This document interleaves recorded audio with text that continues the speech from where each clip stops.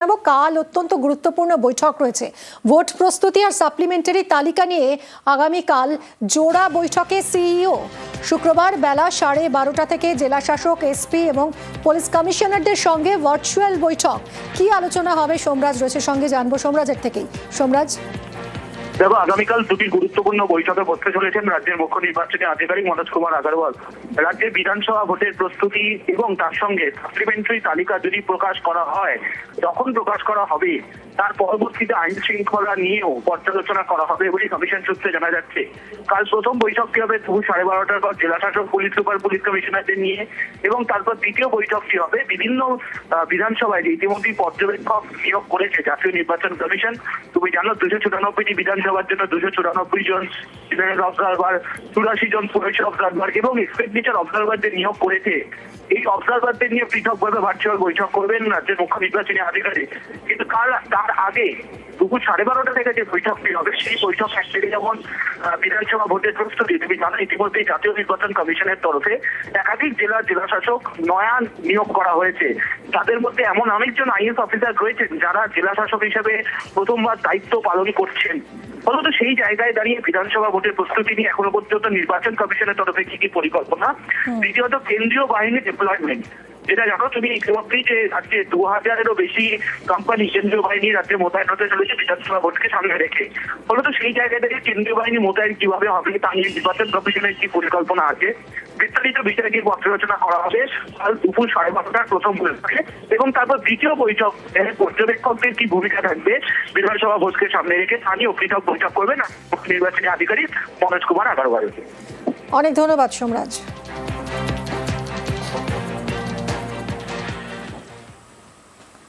কাল গুরুত্বপূর্ণ জোড়া বৈঠক সিইওর, আর কালই রাজ্যের দ্বিতীয় ভোটার তালিকা প্রকাশ হওয়ার কথা।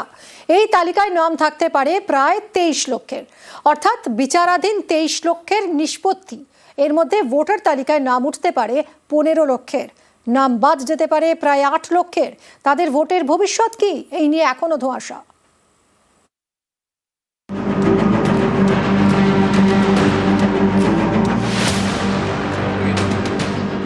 28 ফেব্রুয়ারির পরে 20 মার্চ এসআইআর এর পরে 28 ফেব্রুয়ারি রাজ্যে প্রথম ভোটার তালিকা প্রকাশ করে নির্বাচন কমিশন।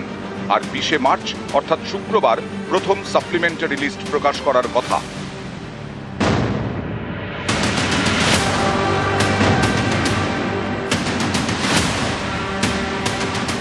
প্রথম ভোটার তালিকা প্রকাশের পর দেখা যায় খসড়া তালিকা ও প্রথম তালিকা মিলিয়ে বাদ পড়েছে 63,66,952 ভোটারের নাম।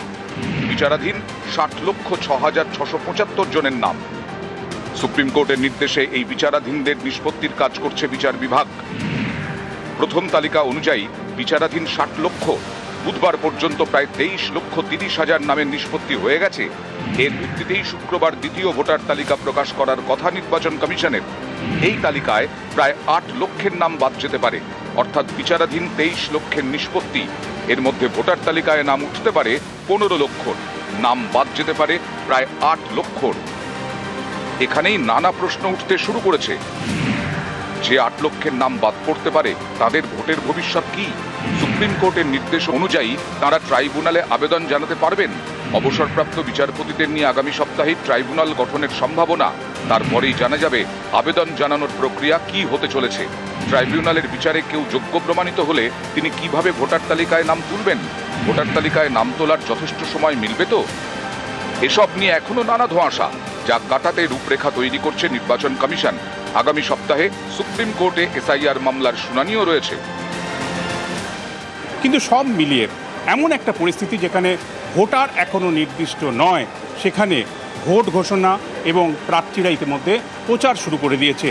এই পরিস্থিতিতে প্রথম তালিকা, অতিরিক্ত তালিকায় কত লক্ষ ভোটারের নাম বাদ যাচ্ছে বা নতুন করে সংযুক্ত হচ্ছে, সেদিকেই এখন নজর সমস্ত রাজনৈতিক মহলের। ক্যামেরায় সুমন বসুর সঙ্গে অর্ণব হাজরা, নিউজ 18 বাংলা, কলকাতা।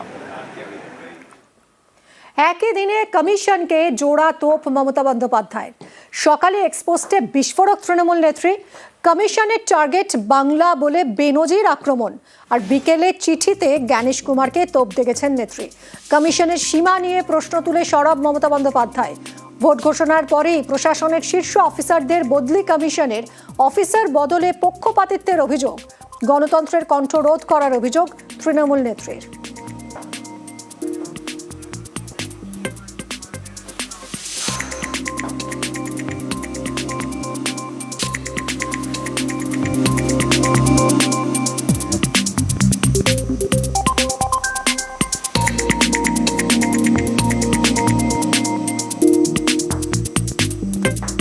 একই দিনে কমিশনকে জোড়া তোপ মমতা বন্দ্যোপাধ্যায়ের। সকালে এক্সপোস্টে বিস্ফোরক পোস্ট করেছেন তৃণমূল নেত্রী। কমিশনের টার্গেট বাংলা বলে বেনজির আক্রমণ করেছেন। আর বিকেলে চিঠি লিখেছেন জ্ঞানেশ কুমারকে, চিঠিতেও তোপ। কমিশনের সীমা নিয়ে প্রশ্ন তুলে সরব হয়েছেন মমতা বন্দ্যোপাধ্যায়।